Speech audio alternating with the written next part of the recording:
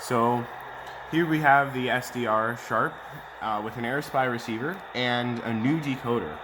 The only problem we're going to have here is trying to get the signal from the SDR onto the decoder, which is usually the downfall of these things.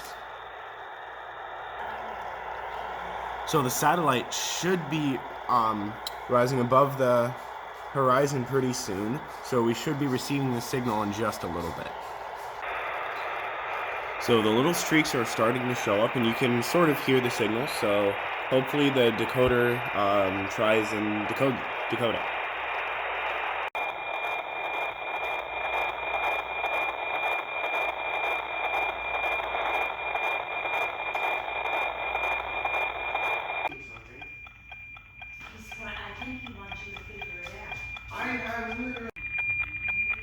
So the satellite is about to go below the horizon, so we should have the full signal of what we need to process the image.